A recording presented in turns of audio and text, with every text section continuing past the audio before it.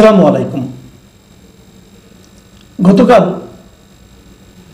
জুলাই অভ্যুত্থানের প্রথম বর্ষপূর্তির দিনে এনসিপির 5 জন নেতা কক্সবাজার গিয়েছিলেন হঠাৎ করে, এবং তারা যে গিয়েছিলেন এটা নিয়ে অনেক হইচই হয়েছে। বিভিন্ন পত্রিকায় রিপোর্ট হয়েছে, টেলিভিশনে স্ক্রলে দেখা গেছে, সামাজিক মাধ্যমে নানা খবর ছাপা হয়েছে, কিছু খবর কিছু গুজব একসঙ্গে ব্লেন্ড করে প্রচার করা হয়েছে, নানা কিছু হয়েছে। এমনকি কেউ কেউ লিখেছে, কেউ কেউ বলেছে যে ওখানে যে নাকি তারা 5 তারকা হোটেলে মিটিং করেছে সাবেক মার্কিন রাষ্ট্রদূত পিটার হাসের সঙ্গে। পরে বসে জানা গেছে যে পিটার হাস আসলে সেখানে ছিলেনই না, উনি এখন বাংলাদেশে আসেন নাই। আবার গভীর রাতে আমি এমনও পেয়েছি, আমার কাছে একজন পাঠিয়েছেন যে পিটার হাস যে বাংলাদেশে আছেন তার প্রমাণ পাঠিয়েছেন। কীভাবে প্রমাণ পাঠিয়েছেন? উনি সিভিল এভিয়েশনের এই যে আপনার ভিআইপি লাউঞ্জ বিমানবন্দরের ভিআইপি লাউঞ্জ যে ব্যবহার করা হয়েছে সেখানে একটা তালিকা পাঠিয়েছেন যেখানে পিটার হাসের নাম আছে। পরে আবার জানা গেল যে না, ফ্যাক্ট চেকিং দেখা গেল ওটা একটা ফেক চিঠি, মানে আসলে পিটার হাস বাংলাদেশে নেই, তো তার নামও এখানে ঢুকানো হয়েছে। আসলে এগুলি কেন, এই জিনিসগুলি যে হয়েছে সেগুলি কেন, মানে ব্যাপারটা হলো কি, আসলে কালকে গণ অভ্যুত্থানের বর্ষপূর্তি কিন্তু, এবং এই দিন জুলাই ঘোষণাপত্র প্রকাশ করা হয়েছে। এই জুলাই ঘোষণাপত্রের জন্য সবচেয়ে যারা সোচ্চার ছিলেন তারা কিন্তু এই নেতৃবৃন্দরাই। এর মধ্যে হাসনাত আবদুল্লাহ গত বছরের ডিসেম্বরের শেষ দিন উনি ঘোষণা করেছিলেন যদি সরকার ঘোষণা না করে তাহলে তারা যে শহীদ মিনারে যে ঘোষণা করবে।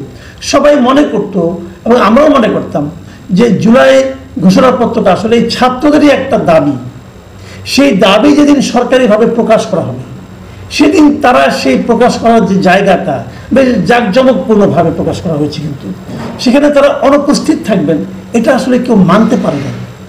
এবং মানতে পারে নাই বলেই সবাই বুঝতে চেয়েছে যে ওনারা কেন গিয়েছেন। তখন যে যা বলেছে, পিটার হাসকে আনছে, কেউ অন্য কোনো দেশের কোনো বিদেশি লোককে আনছে, নানা রকম ইকুয়েশনের মাধ্যমে এটা নিয়ে বেশ একটা মুখরোচক আলোচনা কালকে সারাদিন চলেছে। আজকে তার প্রতিক্রিয়া আমরা দেখতে পেলাম তাদের দলের মধ্যেই। তাদের দলের যে শীর্ষ 2 নেতা আহ্বায়ক এবং সদস্য সচিব নাহিদ ইসলাম এবং আক্তার হোসেন, তারা এই 5 জনকে কারণ দর্শানোর নোটিশ দিয়েছেন। দেখুন, আমি যদি ওই 2 জনকে বাদ রাখি, শীর্ষস্থানীয় ওই 2 জনকে বাদ রাখি, তারপর যদি আমি আপনাকে 5 জন শীর্ষস্থানীয় নেতার কথা বলতে বলি জাতীয় নাগরিক পার্টির, তাহলে কিন্তু এখান থেকে আপনি 4 জনের নাম উচ্চারণ করতেই হবে।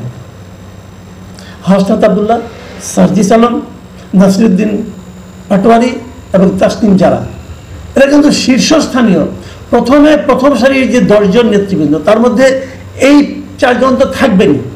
তাদের সঙ্গে আরও একজন আছেন খালেদ সাইফুল্লাহ, উনিও এই দলের যুগ্ম আহ্বায়ক, বাট উনি অতটা প্রমিনেন্ট হতো না। উনি আবার এই তাসনিম জারার স্বামী, যে কারণে এরাই 5 জন গিয়েছিলেন। কেন গিয়েছিলেন? নাসিরুদ্দিন পাটোয়ারি বলছিলেন জাস্ট তারা একটা বিনোদনের জন্য গিয়েছিলেন, তো ওই দিনই বিনোদন করতে হবে কারণ এটা চোখে লেগেছে, এই জন্য সবাই কিন্তু এগুলো বলেছে।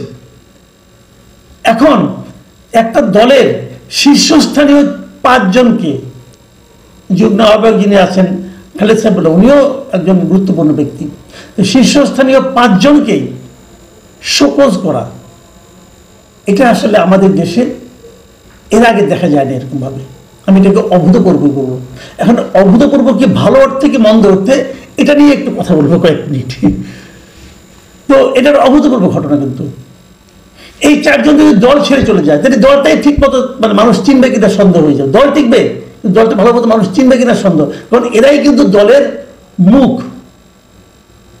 সেই যাদের দিয়ে দল উজ্জ্বল হচ্ছে সেরকম 5 জনকে তারা কিন্তু শোকজ করলো, এবং এই শোকজ করাটাকে কে কিভাবে নিল এবং এটা ভালো হলো কি মন্দ হলো, আমাদের কি অভিমত, এগুলো একটু আপনাদের সঙ্গে আমি শেয়ার করতে চাই। তার আগে দেখে নেই সেখানে কি লেখা হয়েছে। সবাইকে একই ভাষায় এই শোকজটা করা হয়েছে। শোকজে লেখা হয়েছে, জুলাই অভ্যুত্থানের প্রথম বর্ষপূর্তি ও রাষ্ট্রীয় গুরুত্বপূর্ণ দিবসে আপনি এবং দলের আরও 4 জন কেন্দ্রীয় সদস্য ব্যক্তিগত সফরে কক্সবাজারে গিয়েছেন। এই সফর সংক্রান্ত কোনো তথ্য কিংবা ব্যাখ্যা রাজনৈতিক পর্ষদের কাছে আগে অবগত করা হয়নি। এমন অবস্থায় আপনার এই সিদ্ধান্তের কারণ ও প্রেক্ষাপট সম্পর্কে আগামী 24 ঘন্টার মধ্যে দলের আহ্বায়ক মোহাম্মদ নাহিদ ইসলাম ও সদস্য সচিব আক্তার হোসেনের কাছে সশরীরে উপস্থিত হয়ে লিখিত বক্তব্য ব্যাখ্যা দেওয়ার জন্য আপনাকে অনুরোধ করা যাচ্ছে। সবার কাছে একই চিঠি, এবং সেই চিঠি পাঠিয়েছেন দপ্তর সম্পাদক সালাউদ্দিন সিফাত। ঠিক আছে, এই পর্যন্ত ঠিক আছে। এখন আমি যেটা বলছিলাম, এই ঘটনাটা কি প্রমাণ করে?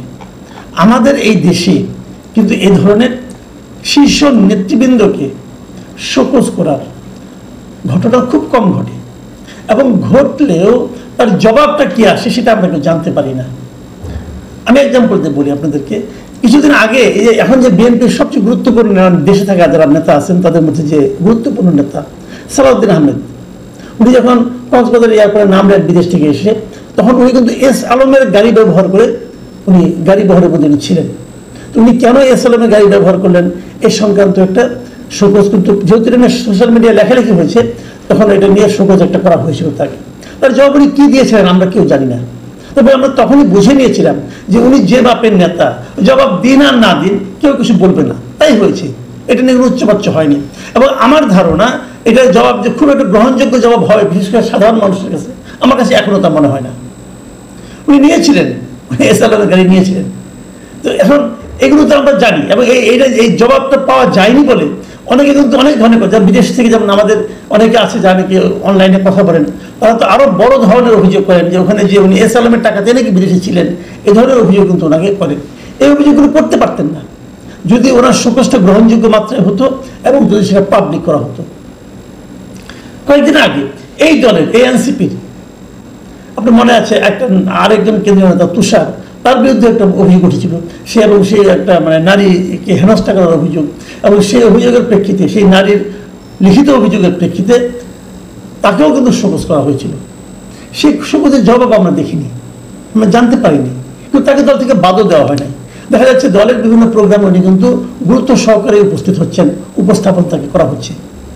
তারপরও আমি বলবো একসঙ্গে 5 জন নেতাকে এই যে শোকজ করা, এটা গুরুত্বপূর্ণ এবং আমার কাছে খুবই ইতিবাচক। আমি এটাকে পছন্দ করেছি এই কারণে এটা কিন্তু একটা উদাহরণ তৈরি হলো। দেখুন, এনসিপি একটা নতুন দল, সাধারণত নতুন দলগুলি কি করে, তারা কিন্তু অনেক কিছু দেখেও না দেখার ভান করে।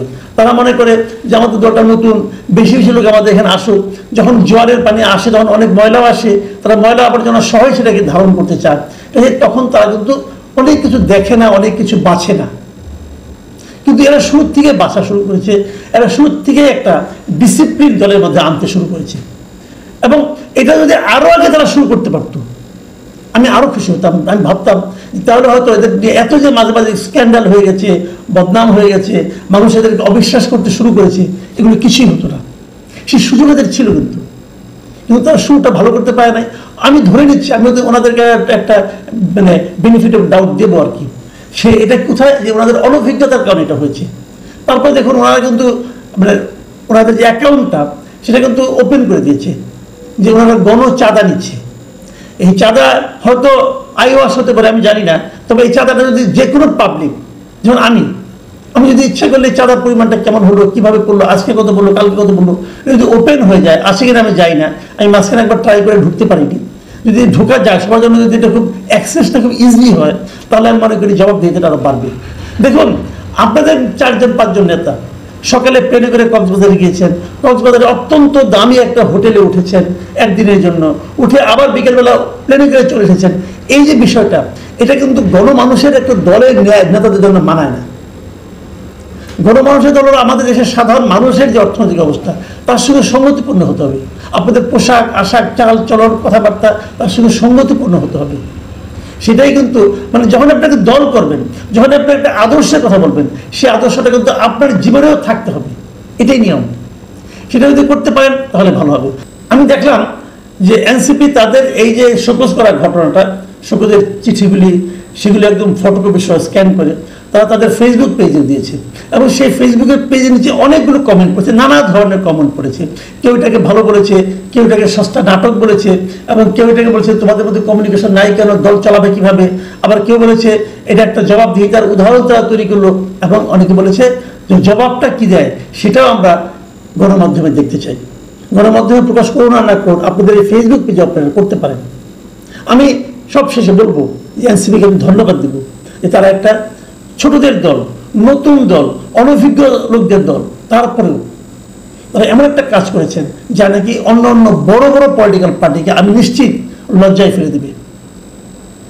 সব পার্টিতে এই ধরনের দু একটা ভুলভ্রান্তি হয়, কিন্তু সেগুলোর জন্য কি অ্যাকশন নেওয়া হয় তারা কিন্তু কখনো কেউ বলে না।